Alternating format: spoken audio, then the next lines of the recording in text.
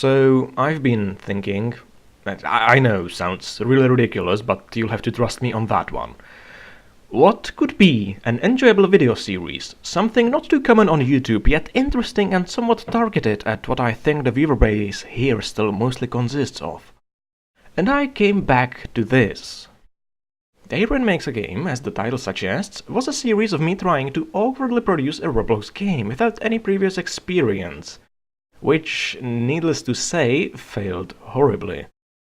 I suspect the series was appealing for a number of reasons, especially my attempts to script had to make anyone with basic lore knowledge either laugh profoundly or kill themselves, both of these being decent end results, if you ask me. Replicating these conditions is not possible, though. Since back then, I improved considerably, believe it or not, even made an actual properly functioning game of sorts, and tried to work on a few other projects, emphasis on tried. That, however, means that the same series is not plausible. I would probably make some semi-playable game in the end without too much problems or new things, it would get a few thousand visits, the end! Predictable, outdated, boring concept. Let's step it up a bit. Instead of making a game, let's make a game studio. And I'm not talking about a hibernating deceased joke group. A functional, active and profitable team that includes more people than just me and Jared. Ideally. At least, This sounded really like a fantasy to me. But then I saw this quote, and this one, and okay, and thought to myself, well, that's really goddamn stupid. Everything is definitely not possible.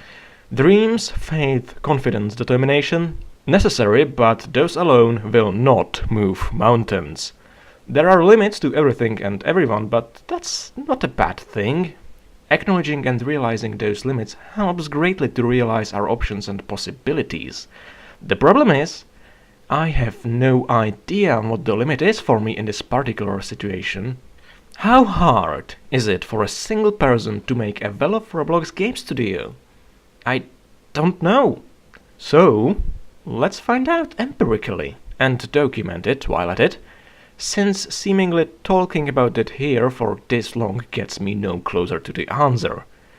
Now, this is not a widely applicable experiment, since the playing field is not equally leveled. I'm already somewhat experienced in most relevant areas, not to mention the number of YouTube viewers I can utilize, should it come to that.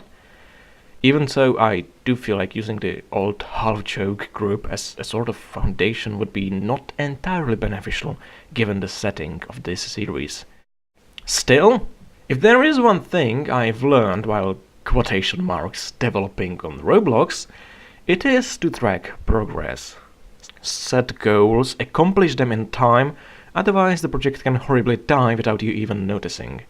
For that reason, I'll be making update videos frequently, once per week, reflecting on my progress towards the goals I'll set. This should hopefully give it a bit of momentum and keep me focused for at least a couple of episodes. We are starting now, Sunday, 3rd of January 2016, according to the Christian calendar at least. The plan for the future is a bit obscure, meaning the tasks for this week are as follows. Make a better, somehow conceivable plan with goals, at least for the next 2 months. Create a Roblox group for the studio with a respectable enough name and graphic. And lastly, think of a theme for the first game, an obstacle course, and ideally start working on it so there is something I can show you next Sunday. That is about it for starters. You might be wondering, why an obstacle course? Well, come on, think a bit. It's probably the easiest game genre to create, and one that the Roblox community still seems to be able to appreciate, or at least visit in decent quantities. I'll elaborate more next time, don't want to waste all my fancy words in the first video. I'd tell you to wish me luck if I believed in such thing, but for now, let's get to work. There's quite a bit to be done.